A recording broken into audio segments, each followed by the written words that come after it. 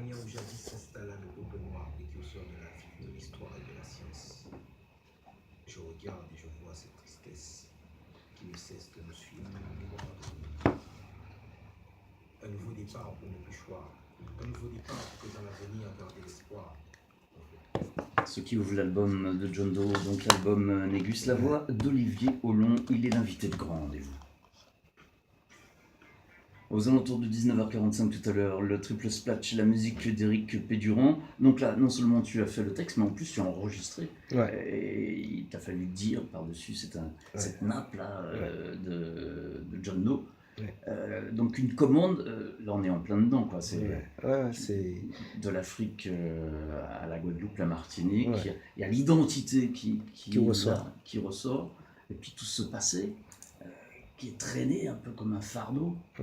Mais que moi j'essaie de transformer. C'est-à-dire que, à l'instar peut-être de beaucoup de gens, hein, après bon, ce que je dis n'engage que moi aussi, mais pour moi, toute l'histoire passée, l'esclavage, moi ça me rend plus fort. Je n'ai aucun complexe, aucun aveu de faiblesse. Personne ne me doit rien, je ne dois rien à personne. J'en veux à personne. L'histoire s'est passée comme ça. Après, pour ceux qui veulent vraiment savoir comment s'est passée l'histoire, on a des éléments aujourd'hui. Et de plus en plus. Et de plus en plus, puisque même si certains parlent de, bref, sans entrer dans des polémiques de manipulation, quoi que ce soit, de noirs qui ont vendu des noirs, bon, moi, je sais certaines choses. J'ai voulu avoir des infos, je les ai trouvées. Et tu parles d'aliénation quand même. Le mot est sorti. Mais on n'a qu'à regarder, excuse-moi, je vais dire quelque chose, peut-être que je vais m'attirer les foudres de certaines personnes, mais quand on regarde notre comportement, on est martiniquais, on est français, on est européen, on est descendant d'Arawak, descendant de Caraïbes, on est descendant d'esclaves, on est descendant de pharaons, de rois, de reines ancestrales, on est quoi? On est un pays, on est un DFA, on est un département français d'Amérique sous perfusion française et sous influence américano-jamaïcaine. Des enfants font des enfants. Bon, si c'est ça la société, tant mieux. Après, je n'irai pas plus loin parce que j'ai mal, franchement. Une grosse déception. Depuis quelques années, tu traînes ça. Ouais. Non, mais c'est vrai parce que je me dis, je ne vis plus en Martinique. Je ne suis plus acteur de la vie sociale en Martinique. Ça veut dire que tu vois le pays d'une autre façon. Je vois le pays d'une autre façon, mais je ne peux pas me permettre de dire certaines choses. Parce que même si c'est pour le bien, notre bien à tous, parce que je me considère comme étant martiniquais, mais il y aura toujours des gens qui vont dire « Ah ouais, parce qu'il ne vit plus ici, nanani, nanana. » Donc voilà. Je regarde de loin, mais ça, voilà, c'est une souffrance en fait. Tu évoquais tout à l'heure en antenne le passage du président de la République que tu as vu à la télé. Oh mon Dieu, Francisco, perd son âme, mais le mec, comment il doit se sentir mal? Comment il doit se sentir mal? Fabrice?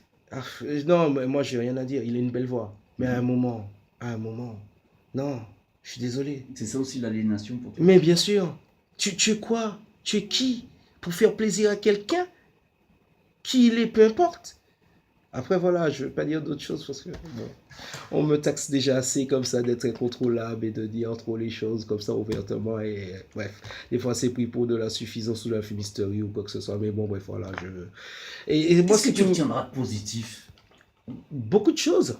Franchement, de quoi? De la venue des années passées, là, parce que là, tu bougonnes un peu. Non, mais je bougonne, mais c'est normal que je bougonne. Moi, je suis un éternel satisfait, je le dis, je le revendique. Mon père m'a donné une éducation de ne jamais me contenter de ce que j'avais, de toujours tirer le meilleur. Et je vais te dire quelque chose, je te fais une confidence. Je n'ai aucune formation littéraire. Aucune. Et pour autant, mon premier recueil a été présenté sur TF1, alors qu'il n'aurait pas dû l'être. Donc je pense que si la personne qui a lu et relu mon livre... C'était chez PPD. Non, c'était dans Michel Field, au fil de la nuit avec Jessica Nelson, qui est chroniqueuse littéraire professionnelle et qui a écrit pas mal de bouquins. Et c'est elle qui a présenté ton bouquin. A présenté mon bouquin. Donc je me dis, si la fille, elle a fait ça, c'est que peut-être qu'en quelque part, il y a un petit peu de réussite, de la chance, mais un petit peu de talent, sans rentrer rouler des quoi que ce soit. Tu vois ce que je veux dire ? Déniché ton livre ? Ben oui, c'est que c'est quelqu'un à qui j'avais passé mon livre et qui l'avait transmis, ma soeur d'ailleurs, qui travaillait chez Andémol à l'époque. Et ma soeur m'a dit, ouais, je vais donner, mais t'attends à rien. Je lui ai dit, ouais, de toute façon, j'ai pas fait ça pour ça. Et paf, J'ai présenté ton Comme livre. quoi, quand on s'y attend pas, Voilà. les choses peuvent arriver. Donc oui, donc ce que je veux retenir de tout ça, c'est des choses positives, que du positif. Pour moi, le négatif, ça ne fait pas avancer. La critique est constructive.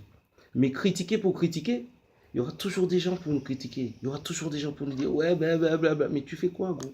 Moi, j'ai rien, je le dis. Avec rien, j'ai quand même réussi à faire 3 recueils. Avec rien. Tu te balades avec tes recueils, tu fais les salons. Oui, je fais le d'autres salon. écrivains. Oui, je Tu cause as des beaucoup de gens. discussions avec Oui, on des échange. gens, apparemment, tu n'allais pas rencontrer si tu n'avais pas Tout à fait. écrit. Tout à fait. Et je peux te dire quelque chose. C'est une fierté pour nous, ultramarins. Aujourd'hui, sur le plateau, je dis que je suis martiniquais, mais quand je suis en France, je suis antillais. On se regroupe avec les Guadeloupéens et les Guyanais, on se donne la main. On essaie de. Quand on a une place sur un salon, ben, quand on lui dit combien de personnes vous êtes, eh ben, je ne suis pas seul, on est 3, on est 4. Et c'est comme ça qu'on fonctionne là-bas. Et quand je vois que on est en France et que certaines personnes qui ont le pouvoir ici pourraient nous aider, ne le font pas, sous prétexte, je vais peut-être jeter un pavé dans la mare, j'ai entendu dire, je ne suis pas sûr, On t'écoute, Olivier. j'ai entendu dire qu'il y avait des économies à faire, mais s'il y a un endroit où on ne doit pas faire des économies, c'est sur la culture et sur la jeunesse. Et quand nous on se bat en France, avec nos propres moyens, rien du tout, dans le froid, dans l'hiver, oui, personne nous a demandé de partir, mais si on est parti, c'est parce qu'il y avait une raison. Mais qu'on porte haut les couleurs de la Martinique, de la Guadeloupe, de la Guyane, des Antilles, ben nous on parle. La grosse question, c'est est-ce que tu vas revenir, en fait? Mais j'ai envie, mais il faudrait qu'on me trouve un boulot ici. J'ai envie. C'est pas l'envie qui me manque. Ma mère me dit de revenir tout le temps. J'ai envie. Mais il faut que j'ai une raison pour Il faut revenir. que ce soit possible. Et qu'il y ait Mais une bien raison. sûr. Tu Mais vas bien pas revenir sûr. gratuitement. Mais histoire bien de- sûr. Et puis, je vais pas te mentir, lorsque dans un week-end je travaille, j'ai fini de travailler, on m'invite sur un salon, on m'invite à un truc culturel ou, je sais pas moi, une journée marché tropical avec Mitch Zéline d'ailleurs, que je salue, et plein d'autres gens sur Tropic FM ou Espace FM en France, ou même d'autres radios, Africa One. J'y vais. C'est fait en 5-5. Mais en Martinique, je vais un peu tourner en rond, quoi. Personne va m'aider pour prendre un billet pour aller au Venezuela, un salon, au machin, au nanani, au nanana. On sait très bien comment ça se passe ici. Donc voilà, après, bon, je ne veux pas en dire plus parce que je ne suis pas là pour ça. Merci d'être venu sur la première, Olivier Hollande. Eh, mais merci à toi. Et je tiens à remercier quand même l'habitation Belfort qui, depuis le début, Monsieur Borisy, depuis le début, m'a soutenu et continue à me soutenir. Et je tiens à remercier aussi Monsieur Ferralé qui me soutient aussi, qui m'aide, et MC Shop qui m'aide aussi parce que ces gens-là, franchement, ils me soutiennent depuis le début et ma famille aussi, encore ma famille et puis la première aussi. Hein. Ton actu, Merci. hommage personnel chez l'Armatan. Et un roman qui sort bientôt, un roman de science-fiction. Tu seras obligé de revenir. Ben écoute, si tu me réinvites, je viendrai, ça sera en début d'année, Donc il y a j'espère, si tout se ce passe bien. poème, hommage personnel, c'est ta dernière publication. Il y a Ouais. ce disque de John Doe où tu as écrit de nombreux textes. L'album est titré Négus. Mm. Et on va se quitter avec Nathalie. Tu as écrit le texte de la Voilà, chanson c'est qu'on pas va long. écouter.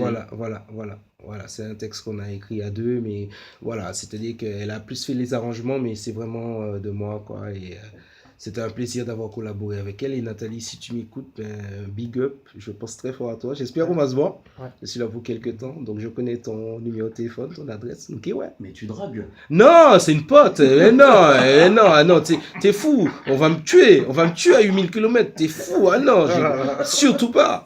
Ah non, je me préserve. C'est Stony Boy. Voilà, avec Stony Boy de Guada. Merci Olivier. Ok, merci à toi, Pierre.